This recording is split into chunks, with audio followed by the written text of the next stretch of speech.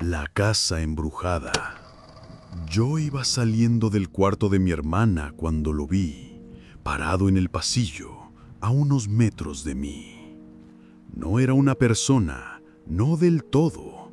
Era algo altísimo, flaco, con un vestido largo y sucio, una peluca mal puesta y una cara que parecía hecha de pintura seca. No parpadeaba, aunque tardé unos segundos en entender por qué. No tenía párpados. Me quedé helada, con la espalda pegada a la pared, y él solo me miraba, como si también estuviera sorprendido de verme, o como si no supiera aún si debía atacarme. Después simplemente dio media vuelta y subió las escaleras de la azotea corriendo, levantando las piernas exageradamente, como si estuviera marchando, como un payaso triste. Esa fue la primera vez, y todavía no sabíamos que la casa estaba viva. Me llamo Camila, y esto me pasó cuando tenía 9 años. Vivíamos en un departamento pequeño en Monterrey, pero mis papás encontraron una casa barata, en una colonia tranquila, demasiado tranquila según recuerdo. No era nueva, no para todos, pero sí para nosotros. Era una casa adjudicada, de esas que el banco recupera y revende porque los anteriores dueños no pudieron pagar. Mis papás decían que era una oportunidad, que por fin íbamos a tener más espacio, que tendríamos un patio, una azotea, mi hermana su propio baño. Pero desde que llegamos, algo no me gustaba. No sabría decirte qué era. El olor tal vez. No era feo, pero no era nuestro. Era como si las paredes respiraran los recuerdos de otra familia, una que no se había ido por voluntad propia. Los vecinos fueron amables, demasiado. Nos traían comida, se ofrecían a ayudar, y una señora mayor con el pelo blanco nos dijo bajito algo que no entendimos del todo en ese momento. Ojalá que los dueños no regresen. No eran buenas personas. Mis papás sonrieron, incómodos, y cambiaron de tema. Pero después entendimos que todos los vecinos estaban aliviados de que otra familia viviera ahí, como si la casa hubiese estado esperando mucho tiempo, demasiado. Al principio todo fue normal, tan normal como puede ser mudarte a una casa que se siente ajena, que tiene rincones con polvo que no es tuyo, manchas en las paredes que nadie sabe explicar, y un silencio tan profundo que a veces puedes escuchar tu propia respiración rebotando por los pasillos. Yo no dije nada, no quería preocupar a mis papás, ni arruinarles la ilusión, pero desde el primer día tuve miedo. Miedo real, de ese que se te queda en el estómago y no sabes por qué. Luego me enteré de lo que había pasado. Los dueños anteriores no se fueron, los sacaron. El banco los echó con todo. Sus muebles, sus fotos, sus ropas. Todo quedó tirado en la banqueta. Y dicen que ellos gritaban que eso no era justo, que la casa era suya, que alguien más debía pagar, no ellos. Mi papá siempre decía que eso no tenía nada que ver con nosotros, que nuestra compra era legal, que no había razón para sentir culpa. Pero yo lo veía algunas noches, mirando la puerta, en silencio, como esperando que alguien viniera a reclamar. La primera semana, una noche escuché pasos dentro de la casa, no afuera, no en la calle, dentro. Pasos lentos, arrastrados, como si un pie no pudiera levantarse del todo. Pensé que era mi hermana Odette, que tal vez iba al baño. Me asomé, pero su puerta estaba cerrada. Los pasos se detuvieron justo frente a la mía. Me tapé con las cobijas y cerré los ojos fuerte. Al día siguiente, durante el desayuno, mi papá dijo que había escuchado algo, como rasguños dentro de las paredes. Bromeó diciendo que eran ratones, pero mi mamá no se rió. Luego pasó lo de la puerta de la azotea. Esa puerta no da a ningún lado. Hay unas escaleras en obra negra que iban a ser un tercer piso, pero nunca lo construyeron. Solo la usamos para colgar la ropa.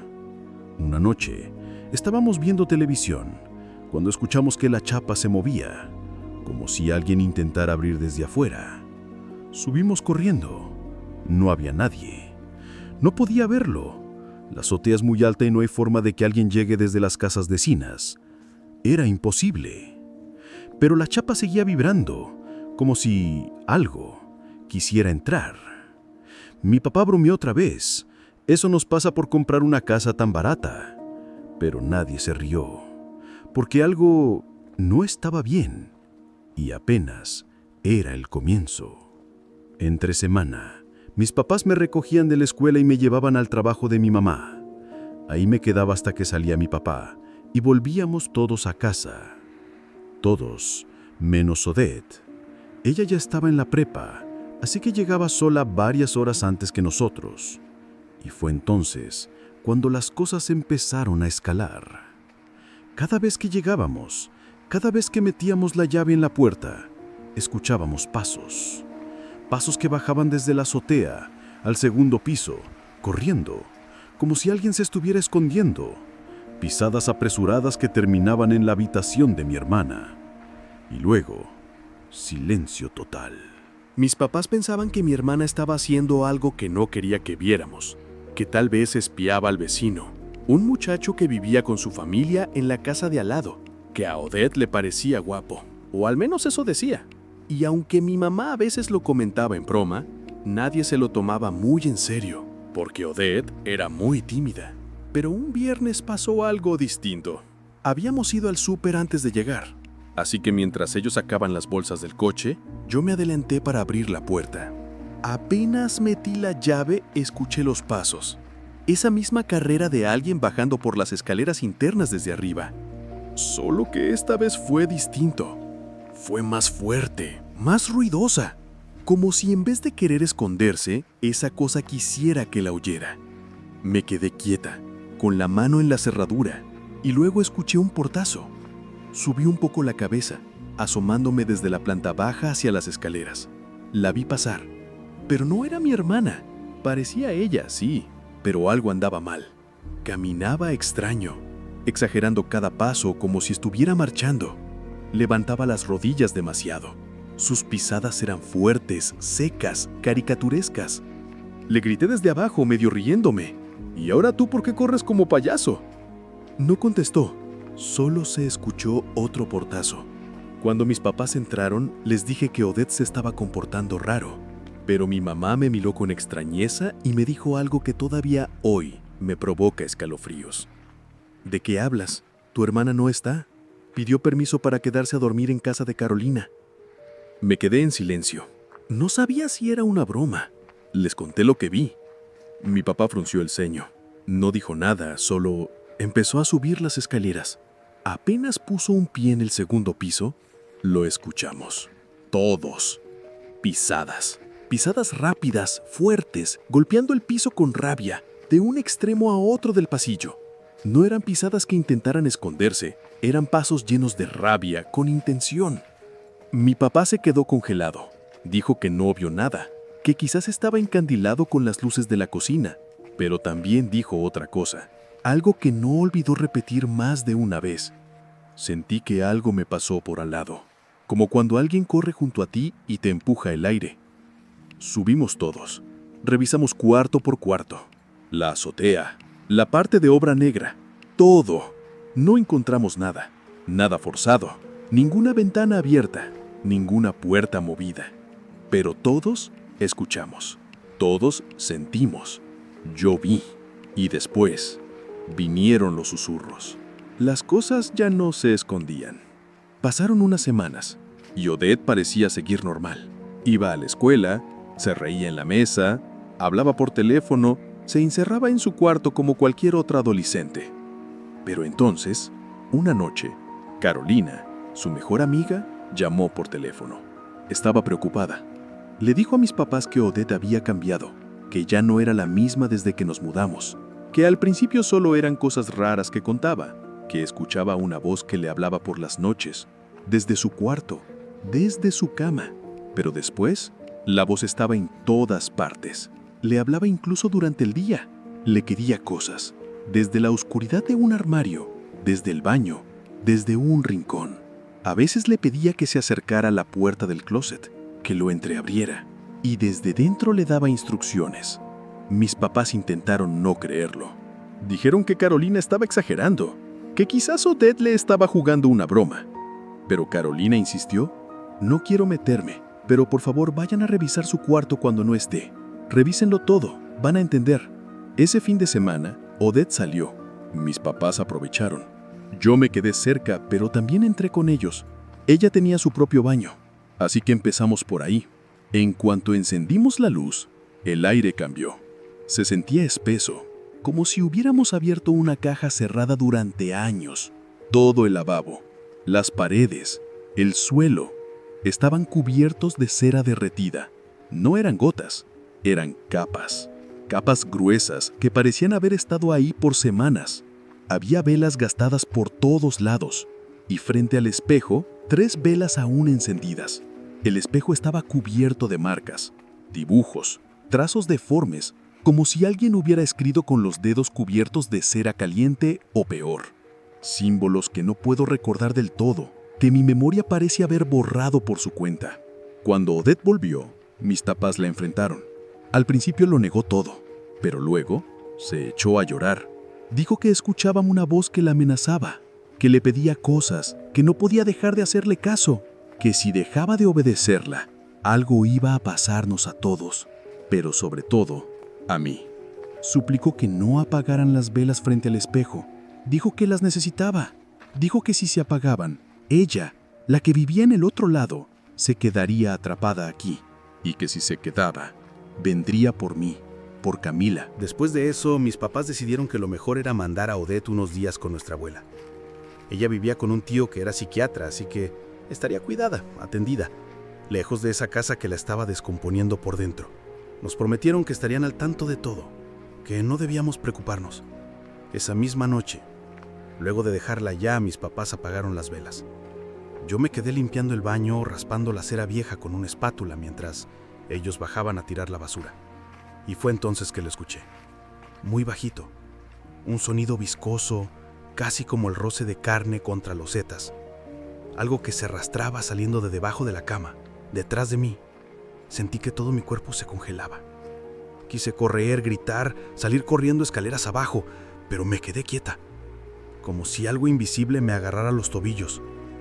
Mi única reacción fue voltear hacia la puerta. Me forcé a dar un paso, aunque fuera arrastrando un pie. Lo hice. Salí del baño con la mirada clavada en el pasillo y ahí estaba, parado, a unos metros, mirándome. Era muy alto, delgado, con el mismo vestido viejo de antes, descolorido, lleno de manchas. Llevaba puesta una peluca mal colocada, como si se lo hubiera puesto a alguien sin manos. Y su rostro... ¡ay, Dios! Su cara era blanca, pero no de piel. Blanca como una máscara de yeso mal pintada, cuarteada en los bordes. Tenía la boca muy roja, con los labios pintados, pero la pintura se le corría por los lados, como si hubiera mordido algo sangrante, o alguien. Y sus ojos no tenía párpados. Me miraba sin parpadear, sin moverse, con una expresión que no era ira, ni ternura, ni tristeza. Era sorpresa, como si no supiera cómo me había encontrado ahí, como si yo fuera el error. Y en ese momento se echó a correr. Subió por las escaleras hacia la azotea, levantando las rodillas demasiado alto, con un ritmo mecánico, grotesco, como si marchara. Yo no recuerdo nada más. Me desmayé. Lo siguiente que recuerdo es despertar en la sala con mi mamá sentada a mi lado, pasándome un trapo húmedo por la frente, y mi papá dándome aire con una carpeta. Les conté todo. Les dije lo que vi, cómo caminaba, cómo olía, cómo me miró. Mi mamá palideció. Se giró hacia mi papá y con la voz rota le dijo: «¿Ves? Te dije que eso está aquí. No soy yo». Y entonces nos contó algo que había guardado en secreto, que ella también lo había visto, que lo había sentido pasar por el pasillo, que lo había escuchado susurrar su nombre, pero no quiso asustarnos. Solo se lo había contado a mi papá, y él no le creyó, hasta ese momento, hasta que me pasó a mí. Fue entonces que entendimos que si esa cosa necesitaba las velas para ir y venir, ahora que estaban apagadas, se había quedado atrapada, aquí, con nosotros. Mis papás se quejaron con la agencia de bienes raíces. Llamaron, escribieron, insistieron. Querían saber si algo había pasado en la casa, si los anteriores dueños habían tenido problemas, si había alguna historia que nadie nos contó. Pero ellos solo repetían lo mismo, que la casa estaba limpia, que era un proceso legal, que no sabían nada de eso, que no tenía nada que ver con los anteriores dueños. Y aunque insistieron mucho, no podían hacer nada. ¿Qué iban a hacer? ¿Enviarnos un sacerdote? ¿Ofrecernos otra casa? No. Al final, no hay garantía contra fantasmas. Seguimos viviendo ahí unos meses más, porque aunque mis papás buscaron opciones, no teníamos muchas. No podíamos simplemente salir corriendo, pero con el tiempo nos fuimos. Nos mudamos a otro lugar, más caro, más pequeño, más seguro. Esa casa quedó sola. Mis papás intentaron venderla, pero no hubo suerte. Así que empezaron a rentarla, a un precio bajo, muy bajo. Nadie se quedaba. La gente firmaba contrato por 1 año y se iba a los 2 o 3 meses. Algunos simplemente abandonaban las llaves y se marchaban sin cobrar el depósito. Nadie daba razones claras. Solo decían que no era para ellos, que algo no se sentía bien, que la casa tenía algo raro. Lo último que me dijo Ded sobre esa casa fue hace poco. Estábamos hablando de cosas tontas, de herencias, de documentos, de cosas del futuro. Y entre risas me dijo algo que no voy a olvidar nunca. Cuando mis papás falten, esa casa es para ti. Yo no pienso volver. Me lo dijo sonriendo, como una broma. Pero en su voz había algo seco, real, algo que no se quita con los años. Y yo solo la miré y supe que hablaba en serio, porque aunque vivimos lejos, aunque ya no somos los mismos, hay cosas que la casa se quedó. Hay cosas que aún nos buscan. Y a veces, por las noches, cuando apago la luz, pienso en ese momento, en esos ojos sin párpados, mirándome como si no entendiera por qué yo podía verlo. Y entonces recuerdo que las velas están apagadas, que el miraro está vacío, pero que la puerta de la azotea sigue cerrada desde afuera.